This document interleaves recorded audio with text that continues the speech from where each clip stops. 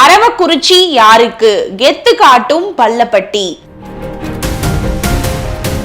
கொங்கு மண்டலம் எங்கள் கோட்டை என மீண்டும் மீண்டும் சொல்லிக்கொண்டே இருக்கிறது அதிமுக. ஆனால் கரூர் மாவட்டம் அரவக்குறிச்சி தொகுதியில் மட்டும் அவர்களின் செல்வாக்கு செல்லுபடியே ஆகவில்லை. காரணம் பாஜகவின் சவகாசம்தான். இங்குள்ள சுமார் 30,000 முஸ்லிம் வாக்குகள் தேர்தலுக்கு தேர்தல் திமுகவுக்கு கை கொடுப்பதால் கொங்கு மண்டலத்தில் இந்த தொகுதி திமுக கோட்டையாகவே இருக்கிறது. அரவக்குறிச்சி சட்டப்பேரவை தொகுதிக்கு உட்பட்ட பள்ளப்பட்டியில் சுமார் 30,000 முஸ்லிம் சமுதாய வாக்குகள் உள்ளன. இது தொகுதியில் உள்ள மொத்த வாக்குகளில் சுமார் 15% ஆகும். தேர்தலுக்கு தேர்தல் அரவக்குறிச்சியில் அரசியல் தலையெழுத்தை எழுதுவதும் இந்த வாக்குகள் தான். 2011 முன்னாள் எம்எல்ஏவான KC பழனிசாமியும் அதிமுக சார்பில் தற்போதைய பாஜக மாவட்ட தலைவரான VV செந்தில்நாதனும் அரவக்குறிச்சியில் போட்டியிட்டனர். வாக்கு எண்ணிக்கையின் தொடக்கத்தில் சுமார் 5,000 வாக்குகள் முன்னணியிலே இருந்து வந்த செந்தில்நாதன் பள்ளப்பட்டி வாக்குகளை எண்ண ஆரம்பித்ததுமே பின்னடைவை நோக்கி பயணித்தார்.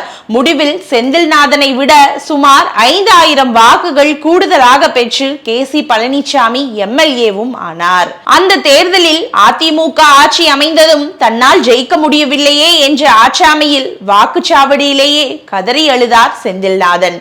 அப்போது கரூர் மாவட்டத்தில் உள்ள 4 தொகுதிகளில் 3இல் அதிமுக ஜெயித்திருந்த நிலையில் பள்ளப்பட்டி முஸ்லிம்களின் புண்ணியத்தில் அரவக்குறிச்சியில் மட்டும் திமுக கொடி நாட்டியது. ஆனால் KC பழனிசாமி மீதிருந்த அதிருப்தியின் காரணமாக 2016 மீண்டும் போட்டியிட்ட அவரை தோற்கடித்த அரவக்குறிச்சி மக்கள் அதிமுக சார்பில் போட்டியிட்ட முன்னாள் அமைச்சர் V செந்தில் பாலாஜியை சட்டப்பேரவைக்கு அனுப்பி வைத்தனர். அதிமுகவுக்குள் ஏற்பட்ட அரசியல் குழப்பத்தால் செந்தில் பாலாஜியின் எம்எல்ஏ பதவி நீதிமன்றத்தால் பறிக்கப்பட்ட நிலையில் 2019 அரவக்குறிச்சிக்கும் இடைத்தேர்தல் வந்தது. அப்போது திமுக வேட்பாளராக போட்டியிட்ட செந்தில் பாலாஜி அதிமுக வேட்பாளரான VV செந்தில்நாதனை வீழ்த்தி வெற்றியும் பெற்றார்.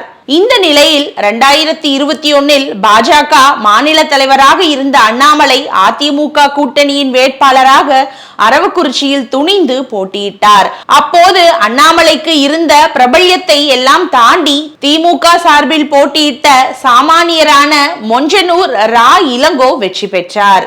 அதற்கு பிரதான காரணம் பள்ளப்பட்டி முஸ்லிம் வாக்குகள். இப்போது மீண்டும் பாஜகவுடன் அதிமுக கைகோத்திருக்கும் நிலையில் அரவக்குறிச்சியில் NDA கூட்டணி சார்பில் போட்டியிட போவது பாஜகவா அதிமுகவா என வாத பிரதிவாதங்கள் தலை தூக்கி இருக்கின்றன.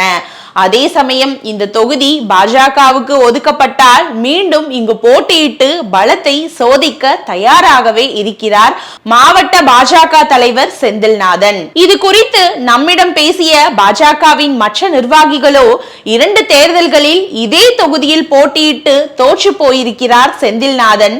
அண்ணாமலையே அரவக்குறிச்சி மக்கள் தோற்கடித்து விட்டார்கள். இதற்கெல்லாம் என்ன காரணம் என்பது கண்கூடாகவே தெரிகிறது. அதனால் மறுபடியும் அரவக்குறிச்சியை வம்படியாக கேட்டு வாங்கி தோற்று போவதை காட்டிலும் கரூர் அல்லது குளித்தலை தொகுதியை கேட்டு வாங்கி பாஜக போட்டியிட்டால் ஜெயிக்க வாய்ப்பிருக்கிறது என்கிறார்கள். 2019 இடைத்தேர்தலில் அரவக்குறிச்சியில் மீண்டும் போட்டியிட்டு வெற்றி பெற்ற செந்தில் பாலாஜிக்கு 2021 மீண்டும் அங்கு போட்டியிட விரும்பவில்லை. கரூர் தொகுதியில் போட்டியிடுவதில் அவர் உறுதியாக இருந்தார். ஆனால் செந்தில் பாலாஜியும் அதிமுக வேட்பாளரான அப்போதைய அமைச்சர் MR விஜயபாஸ்கரும் சமுதாயத்தில் ஒரு அந்தஸ்தில் இருப்பவர்கள் என்பதை சுட்டிக்காட்டிய கவுண்டர் சமுதாயத்து முக்கியஸ்தர்கள் இருவருமே வெற்றி பெற்று வரும் வகையில் வெவ்வேறு தொகுதிகளில் போட்டியிடுங்கள் என்று ஆலோசனையும் சொன்னார்கள்.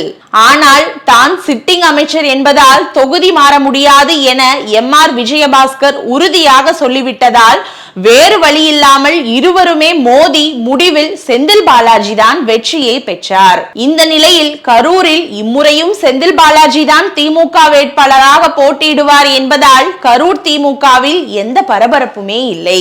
மாறாக அரவக்குறிச்சியில் போட்டியிடத்தான் திமுகவுக்குள் அடிதடியே நடக்கும் போலிருக்கிறது. சிட்டிங் எம்எல்ஏவான மொஞ்சனூர் ரா இளங்கோ, நெசவாளர் அணி மாநில செயலாளர் பரணி மணி உள்ளிட்ட 10க்கும் மேற்பட்டவர்கள் அரவக்குறிச்சிக்காக அறிவாலயத்தை சுற்றி வர ஆரம்பித்திருக்கிறார்கள். இம்முறை மீண்டும் அரவக்குறிச்சியில் போட்டியிடுவீர்களா என பாஜக மாவட்ட தலைவர் வி செந்தில்நாதனிடம் கேட்டதற்கு பாஜக தலைமை என்னை எந்த தொகுதியில் போட்டியிட சொன்னாலும் போட்டியிட தயாராக இருக்கிறேன். நான் இல்லாவிட்டாலும் எந்த தொகுதியில் யாரை நிறுத்தினாலும் அவர்களை வெற்றி பெற செய்வதற்கு முழு மூச்சுடன் உழைப்போம் என்று தெரிவித்தார். அரவக்குறிச்சியின் தலையெழுத்தை நிர்ணயிக்கும் பள்ளப்பட்டை ஜாதகம் இம்முறையும் திமுகவுக்கு சாதகமாக இருக்கிறதா அல்லது என்டிஏ கூட்டணிக்கு ஏற்றம் தருகிறதா என்று பொறுத்திருந்து பார்ப்போம்.